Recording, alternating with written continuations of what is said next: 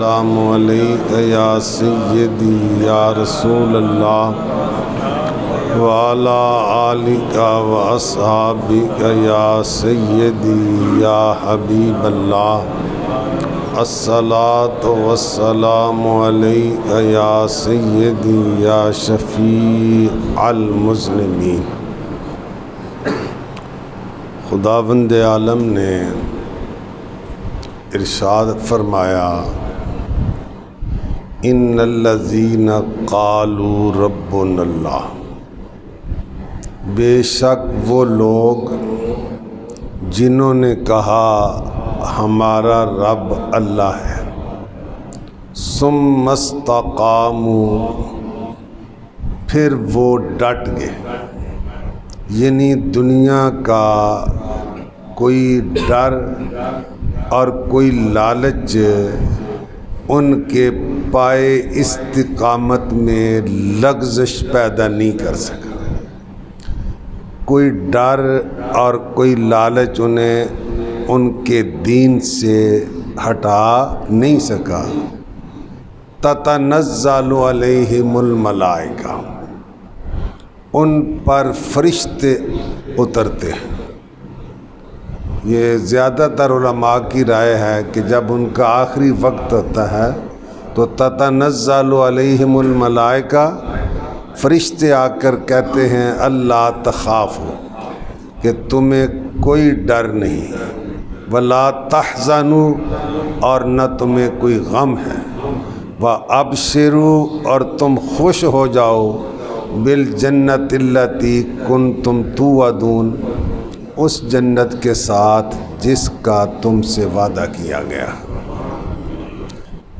نحن اولیاؤکم فی الحیات الدنیا، ہم دنیا میں بھی تمہارے مددگار ہیں، وفی الحیات الدنیا، اور فی الآخرہ، اور آخرت میں، ولکم فیہا ما تشتہی انفسکم، اور تمہیں جنت میں وہ ملے گا جو چاہو گے اور جو مانگو گے۔ نزلا من غفور الرحیم، یہ مہمانی کی جائے گی اس ذات کی طرف سے جو بہت بخشنے والا اور بڑا مہربان ہے۔ استقامت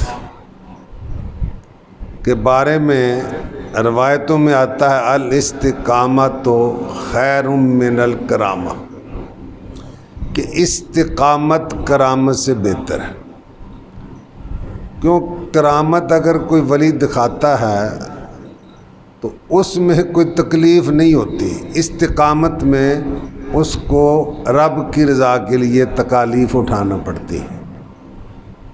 تو استقامت، اب صحابہ کرام کی کرامتیں ہیں مگر زیادہ مشہور، ایک وجہ تو یہ ہے کہ انہیں ضرورت ہی نہیں تھی، سرکار جب موجود تھے تو انہیں ضرورت نہیں تھی، حضور کے بعد یا ظاہری زندگی میں بھی کچھ کی ملتی ہیں مگر زیادہ نہیں ملتی، مگر ان کی استقامت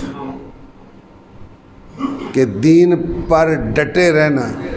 ہم تو مسلمانوں کے گھر میں پیدا ہوئے ہیں، ہمیں اسلام پر چلنے کے لیے یا اسلام قبول کرنے کے لیے کوئی مشقت، کوئی تکلیف اٹھانا نہیں پڑی، یہ تو اللہ کا فضل ہے نا کہ اس نے ہمیں مسلمانوں کے گھروں میں پیدا کیا۔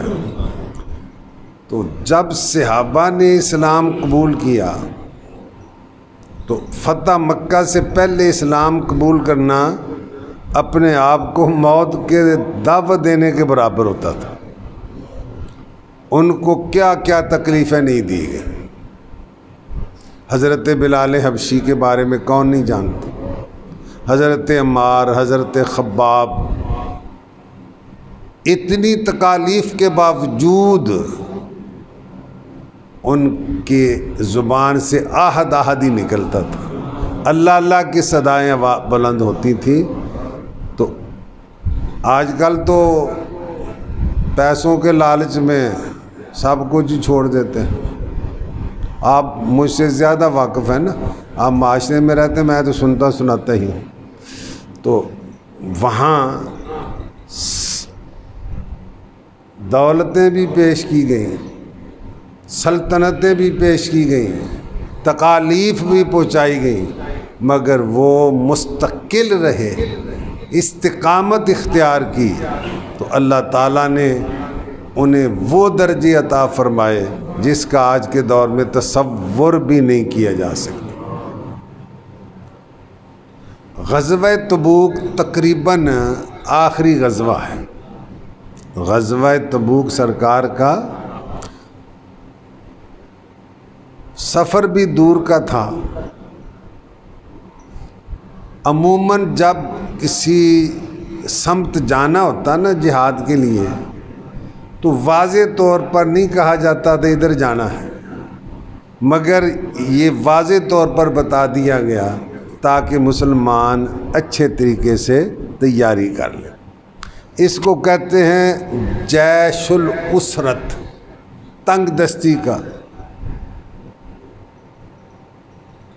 اب تنگ دستی کا زمانہ تھا، سواریوں کی تعداد بہت ہی کم، سفر بھی دور کا۔ منافق بہانے بناتے ہیں کہ میرے یہ بات ہے۔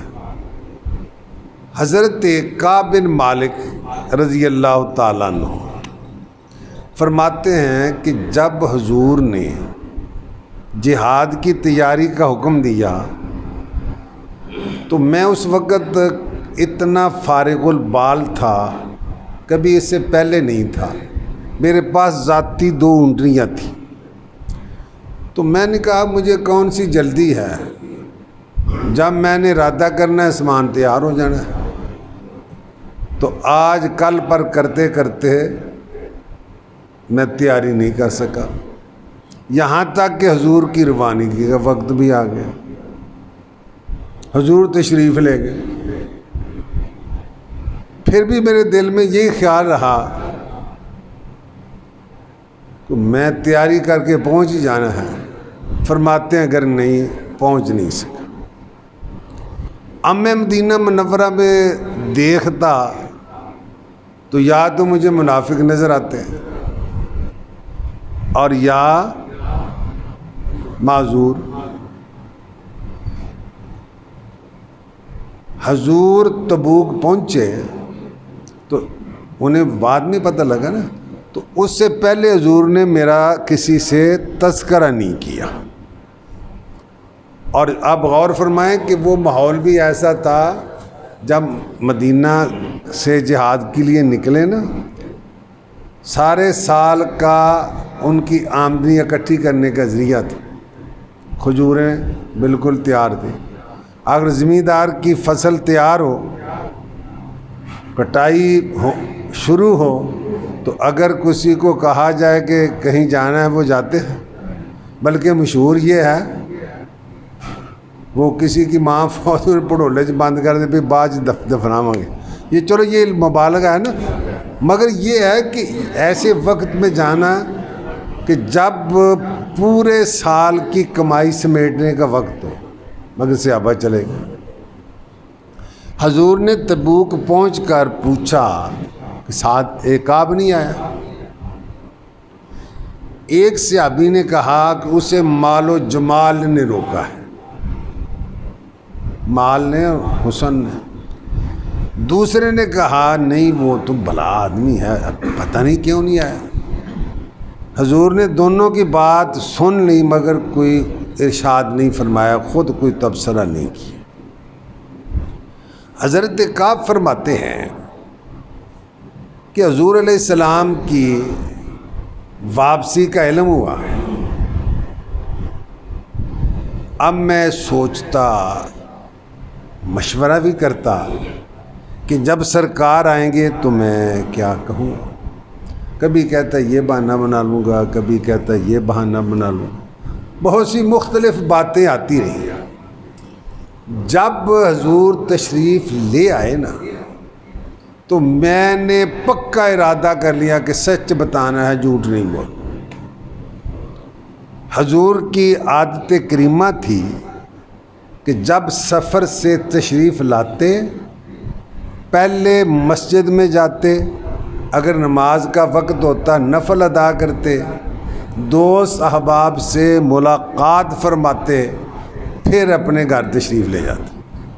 چلو بات سے بات ہے، میں نے ویسے ساری زندگی میں ہوں گے مجھے نہیں پتہ، ہمارے استاد تھے جنہیں ہم نے ابتدائی کتابیں پڑھی ہیں نا، بلکہ کافی زیادہ، ان کے علاوہ میں نے کسی کو نہیں دیکھا اس پر عمل کرتے ہوئے، ہوں گے مگر میں نے ان کے علاوہ جب بھی وہ سفر سے آتے پہلے مسجد میں تشریف لاتے، نفل وغیرہ پڑھتے، اگر وقت ہوتا پھر گھر تشریف لے جاتے۔ تو سرکار کی یہ عادت کریمہ، مستحب کام ہے، فرض واجب تو ہے نہیں۔ تو حضور مسجد میں تشریف لے آئے، منافق آ گئے، کوئی کہتا ہے کہ مجھے یہ بہانہ تھا، یہ بیماری تھی، تو حضور ان کے ظاہری حال کو قبول فرماتے رہے اور باطن اللہ کے سپرد کرتے رہے۔ حضرت کعب فرماتے ہیں جب میں سامنے ہوا نا تو حضور نے ناراضگی کے انداز میں تبسم کیا، ناراضگی کے انداز میں تبسم فرمایا۔ یہ بھی اپنوں کی بات ہوتی ہے، منافقوں کے بارے کہیں نہیں ہے کہ آپ نے تبسم فرمایا یا نہیں فرمایا، اور ناراضگی ہمیشہ اپنوں سے ہوتی ہے، دوسروں سے کیا ہونی ہوتی ہے، انہیں اگے پتہ ہوتا ہے۔ تو میں نے عرض کی یا رسول اللہ میں تو مخلص بندہ ہوں، یہ مفہوم اس کا یہ ہے۔ تو حضور نے فرمایا اچھا بتاؤ تم جہاد میں کیوں نہیں گئے؟ عرض کیا یا رسول اللہ مجھے اللہ نے بات کرنے کا طریقہ بتایا ہے، کسی اور بادشاہ کے سامنے ہوتا نا تو میں جھوٹ بول کر اس کی غضب سے باہر آ سکتا تھا، مجھے اتنی بات کرنے کی مہارت ہے، مگر مجھے پتہ ہے کہ آپ کی بارگاہ میں صرف سچ ہی چلنا ہے، اگر میں جھوٹ بول کر بچ بھی گیا تو پھر پھنس جاؤں گا، اس لیے سچی بات یہ ہے کہ مجھے کوئی عذر نہیں تھا، کوئی بہانہ نہیں تھا، صرف میں سستی سے رہ گیا ہوں۔ اب حضور نے فرمایا جاؤ تمہارا فیصلہ اللہ کرے گا، تمہارا فیصلہ۔ وہ جنہوں نے کہا تھا نا منافقوں کی بات آپ نے قبول کر لی، ظاہری بات نے اللہ کے سپرد کر دیا، ان کا تمہارا فیصلہ اللہ کرے گا۔ اب مجھے ساتھی جو ہوتے ہیں نا کہہ لیں تو بھی چنگا بندہ ہے، تم بھی انج کر لینا جی باقیاں کہتا ہے، ہوں پھنسیا کہ نہیں پھنسیا سچ بول کے۔ انہیں مینوں اینا کی دبایا نا، ایک باری میرے دل سے خیال آیا کہ پھر میں جا کے جھوٹ بول رہا تو وہ بہانہ بنا لا، پھر میں نہیں یار سچ سے کام چلے گا۔ اچھا میں نے پوچھا جو حضور نے مجھے کہا ہے کسی اور کو بھی کہا ہے؟ کہ دو بندے اور ہیں، ہلال بن امیہ اور مرارہ بن ربی، انہوں نے بھی سچ بتایا اور حضور نے جو تجھے کہا انہیں بھی وہی کہا ہے۔ میں خوش ہو گیا، پچنگیاں نال ملیا، وہ دونوں سے ابھی بدر میں شریک ہوئے تھے۔ بدر میں تو میں نے پہلے آپ کو بتایا کہ بدر میں جو شریک ہوئے ان کی خاص شان ہے، تو میں کیا پہ خیر ہوں کہ چنگیاں نال ہی ہیں نا، اور اللہ نے قرآن میں اس کا ذکر کیا ہے وَعَلَى الثَّلَاثَةِ الَّذِينَ خُلِّفُوا، وہ تین جن کے معاملے کو ملتوی رکھا گیا کہ تھوڑا فیصلہ بعد ہوئے۔ اب قابل توجہ ہے، استقامت کی بات تھی، حضور علیہ السلام نے فرمایا کہ انہاں تنہ نال کوئی بولے گا نہیں، ان تین سے کوئی گفتگو نہیں کرے گا۔ اب میرے ساتھی تو شروع دن سے گھر میں بیٹھ گئے، تو میں طاقتور تھا، بازار میں جاتا پھرتا، مگر مجھے در و دیوار اجنبی معلوم ہوتا، کوئی میرے سلام بھی نہیں کہتا تھا، سلام کہا۔ اب دیکھیے کہ رشتہ دار بھی ہیں، دوست احباب بھی ہیں، مگر آقا نے فرما دیا ہے ان سے نہیں بولنا تو نہیں بولنا ہے، ان سے سلام نہیں کرنا تو سلام، مصور دیکھنا تصویر میری یوں بنائی ہو، مصور دیکھنا تصویر میری، ادھر حکم الہی ہو ادھر گردن جھکائی۔ یہ اب ہم کہتے ہیں کہ جو قرون اولا کہ مسلمانوں پر اللہ کا احسان ہوا تھا ہم پر بھی ہو جائے، تو اللہ کر دے تو اس کے لیے کوئی مشکل تو نہیں، وہ کر سکتا ہے، مگر قانون ایسا نہیں لگتا۔ قانون ایسا جب میں کہتا ہوں الہی میرا حال دیکھ، حکم ہوتا ہے کہ اپنا نامہ ہے، تو کوئی گفتگو نہیں کرتا ہے، لگتا کہ میں وہ شہر ہے ہی نہیں، کوئی شہر ہو بن گیا۔ بندہ سوچے صحیح نا کہ بندہ فیصل آباد میں رہتا ہے، کوئی سلام نہیں کرتا ہے، سلام کا جواب نہیں دیتا ہے، تو جگہ اوپری لگن لگ پہنتی ہے نا کہ یہ در و دیوار اجنبی ہے، بیگانہ ہے، کوئی یہاں چاہنے والا نہیں کہاں جاننے والا نہیں۔ کہتے ہیں کہ ایک نا میرے چاچے کا بیٹا بھی تھا اور میرا یار اور دوست بھی تھا، میں نے نا اس کے باغ کی دیوار پھلانگی، دیوار چڑھا، میں نے کہا السلام علیکم، کوئی جواب نہیں، میں نے کہا السلام علیکم، کوئی جواب نہیں۔ اور اب بظاہر دیکھیے نا کہ حضور وہاں موجود تو نہیں تھے بظاہر، اگر وہ کوئی آج کل کے ہوتے کہیں چلو یہ کہڑا حضور دیکھ رہے ہیں السلام علیکم۔ جب تیسری مرتبہ کہا میں نے کہا کہ تجھے پتہ نہیں مجھے اللہ رسول سے محبت ہے؟ جب 2 مرتبہ سلام کا جواب نہیں نہ دیا تو میں نے تیسری مرتبہ کہا کیا تجھے پتہ نہیں کہ مجھے اللہ اور اس کے رسول سے محبت ہے؟ اس کے جواب میں انہوں نے صرف یہ کہا اللہ جانے اللہ کا رسول جانے۔ کہتے ہیں میں بڑا غم زدہ ہوا، میری آنکھوں میں آنسو آ گئے۔ ہن دیکھو کہ کتنی آزمائش اور امتحان ہے۔ 40 دن ایسے ہوئے، پھر کہتے ہیں کہ میرے ساتھی تو بازار میں آتے جاتے نہیں تو میں آتا جاتا تھا، اور میں نماز بھی حضور علیہ السلام کے پاس ہی پڑھتا تھا۔ قابل توجہ اگلی بات، میں نماز بھی حضور کے، اور میں آنکھ چرا چرا کے دیکھتا کہ حضور مجھے دیکھتے ہیں یا نہیں دیکھتے۔ جب میں حضور کو دیکھتا تو رخ پھیر لیتے، جب نہیں دیکھتا حضور مجھے دیکھتے۔ جب میں حضور کی طرف رخ کرتا تو حضور رخ پھیر لیتے، جب نہیں دیکھ رہا ہوتا تو مجھے حضور دیکھتے ہوتے۔ یہ وہاں ہوتا ہے جہاں پیار کی ناراضگی ہو، یہ کہاں ہوتا ہے جہاں پیار کی ناراضگی ہو۔ اب کہتے میں نے دیکھا کہ غسان کے بادشاہ کا قاصد لوگوں سے میرے بارے میں پوچھ رہا ہے کہ کعب کدھر ہے۔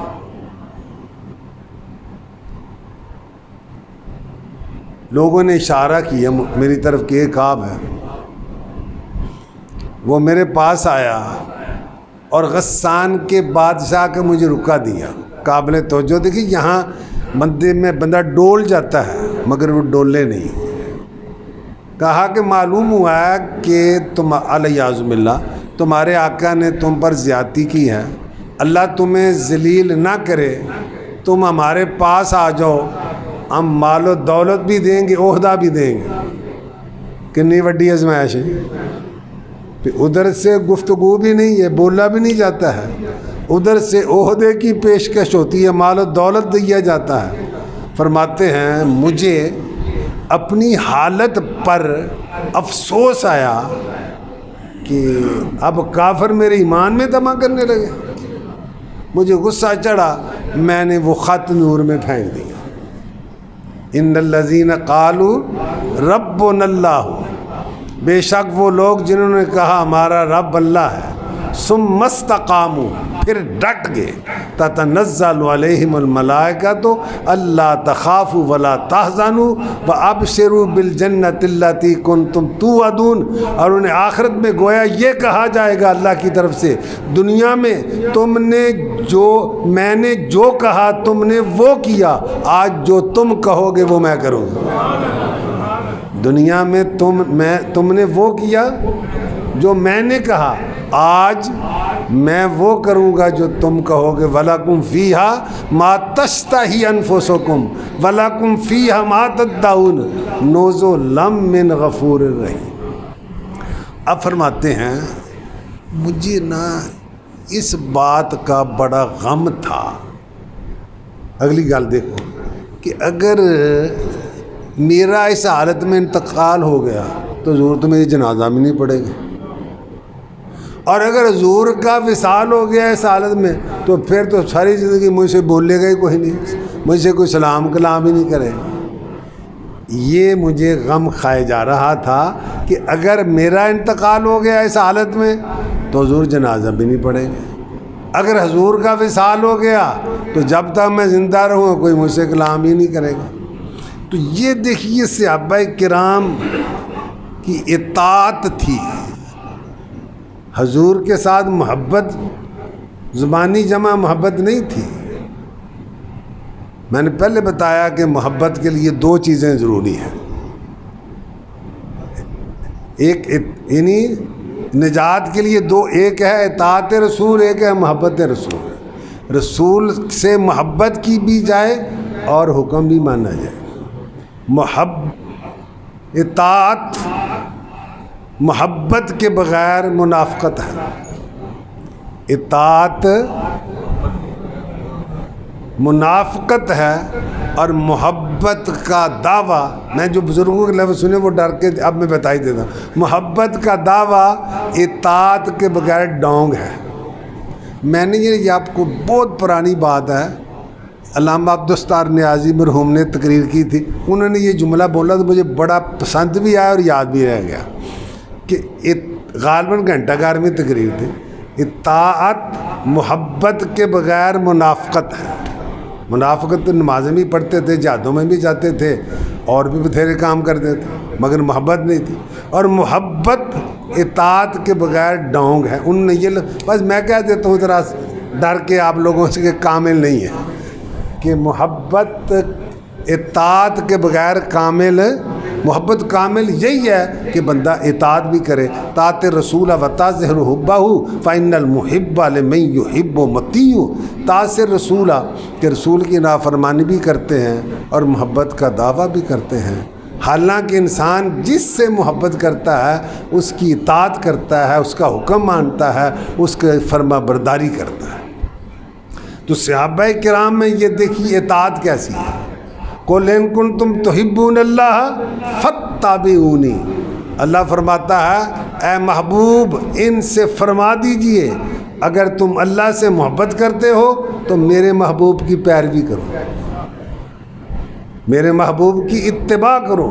پھر کیا ہوگا؟ یحببکم اللہ، پھر تو یہ ہے نا کہ تم اللہ سے محبت کرتے ہو، اگر تم میرے محبوب کی اتباع کرو گے تو اللہ تم سے محبت کرے گا، وَيَغْفِرْ لَكُمْ، تمہیں بخش، گناہوں کو بھی بخش دے گا۔ تو فرماتے ہیں مجھے یہ غم خطہ تھا کہ اگر اس حالت میں میرا انتقال ہو گیا تو حضور جنازہ نہیں پڑھیں گے، اگر حضور کا وصال ہو گیا تو کوئی ساری زندگی مجھ سے کلام ہی نہیں کرے گا۔ اس حالت کتنے دن لیں گے؟ 40 دن۔ 40 دن کے بعد یہ حکم ہوا کہ اپنی بیویوں سے بھی الگ ہو جاؤ۔ پہلے بیویاں ساتھ تھیں، پھر حکم آیا کہ آپ بیویوں سے بھی الگ ہو جاؤ۔ اب میں نے اپنی بیوی سے کہا کہ تو پیکے چلی جا، وہ اپنے پیکے چلی گئی۔ حضرت ہلال بن امیہ بوڑھے تھے، ان کی بیوی حضور کے پاس حاضر ہوئی، عرض کیا حضور ان کی کوئی خبر داری کرنے والا تو ہے نہیں، تو آپ مجھے اجازت دے دیں کہ میں ان کی خبر داری کر لیا کروں۔ تو میں چل اچھا تم خبر گیری کر سکتی ہو مگر قربت نہیں ہونی چاہیے، گل سمجھ آئی نا؟ عرض کیا حضور قربت؟ جب سے یہ حال ہوا ہے سوائے رونے کو ان کو کام ہی کوئی نہیں ہے. قربت کا تو تصور ہی نہیں ہے, قربت کا تو تصور ہی نہیں ہے. 40 تے 10 50 دن ہو گئے. ہن تسی غور فرماؤ کہ کسی کے ساتھ 50 دن یہ کیفیت رہے, بازاروں میں چلے کوئی سلام نہ کرے, سلام کا جواب نہ دے, اس کی حالت کیا ہوتی ہے؟ مگر وہ سے ہن دیکھیے نا کہ لالچ بھی دیا گیا. ان اس کے باوجود ان کے ذہن میں کبھی یہ تصور بھی نہیں آیا کہ حضور سے الگ ہو جانا چاہیے. میرا بیٹا ہے, آپ کا بیٹا ہے, 2 چنڈا مارو کہتے جاؤ جیسے چنے ہیں, ایسے حالات ایسے ہیں نا. 2 ذرا بے رخی کرو تو وہ بیٹا نہیں پرواہ کرتا ہے, بھائی نہیں پرواہ کرتا ہے. مگر 50 دن گفتگو نہیں کی گئی, مگر ان کے دلوں میں جو نبی کی محبت رچی بسی تھی اس میں سرے منہ بھی فرق نہیں آیا بلکہ اضافہ ہوا ہے. ایک بال کے برابر بھی فرق بلکہ اس میں اضافہ ہوا ہے. وہ مسلمان کہاں اگلے زمانے والے, گردنے کیسر و کسرا کی جکانے. اس لیے کہ وہ حضور کے سچے غلام تھے. حضور کے 2 عالم میں گر تجھ کو مقصود آرام ہے. 2 عالم ایک کچھ گڑبڑ ہو رہی ہے, کوئی ہے تو میں نے دس دیو.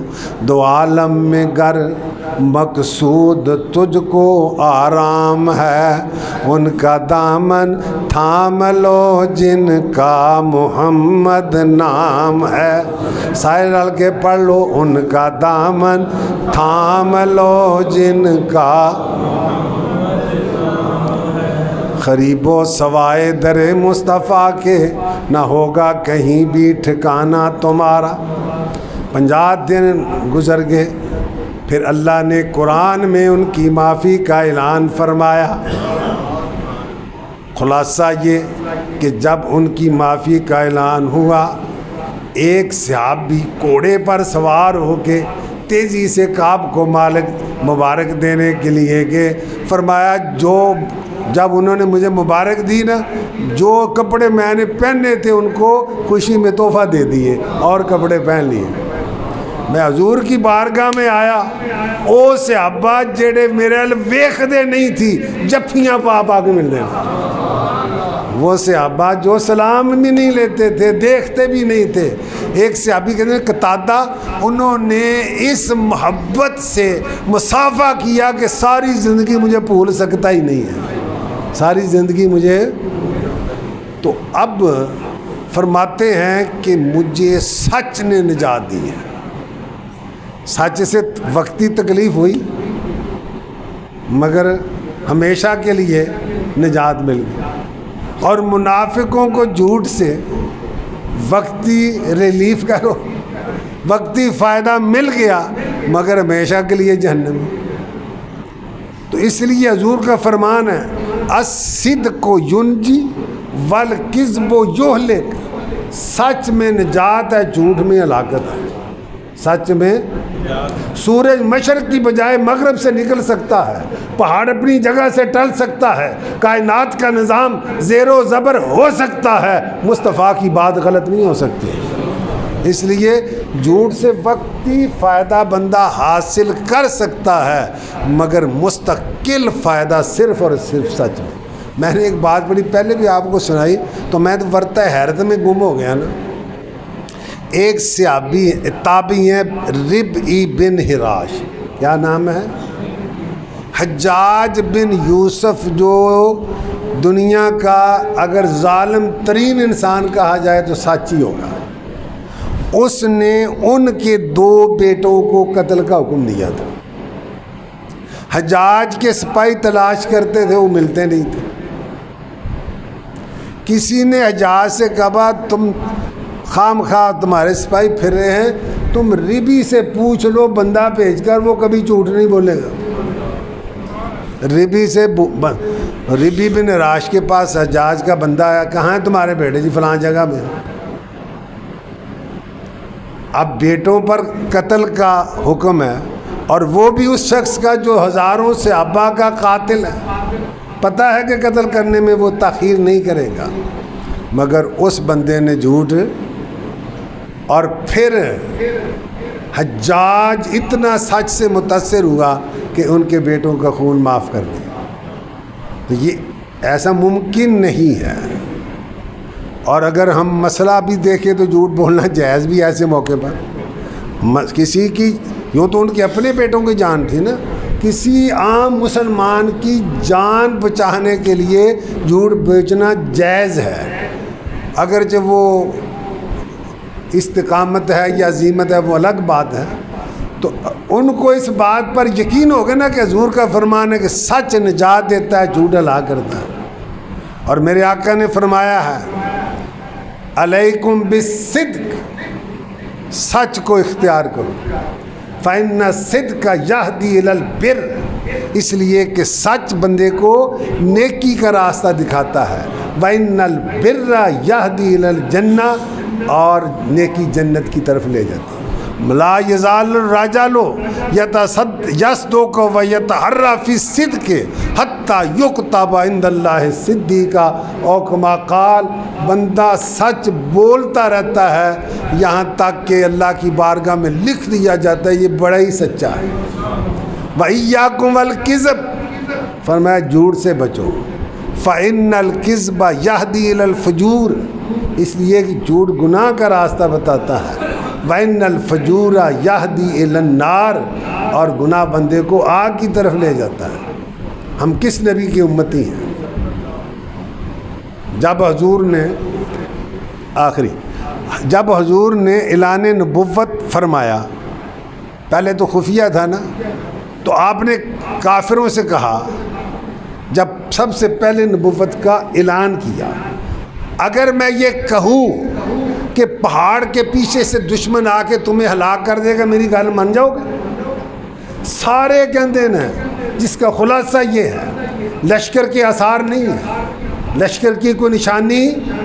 اگر آپ کہیں گے تو ہم مان جائیں گے, کیوں؟ ہماری نگاہوں کو دھوکہ ہو سکتا ہے, آپ کی زبان سے جھوٹ نہیں نکل سکتا. ما جربنا علیک الا صدقا, اسی سچ دے علاوہ تھوڑی زبانوں کدی کوئی سنیا ہی نہیں. تیری صورت تیری سیرت آج تک کوئی شعر تھوڑا نال نہیں پڑھوایا, تے آخری پڑھ لو. تیری صورت تیری سیرت زمانے سے نرالی, تیری ہر ہر ادا پیارے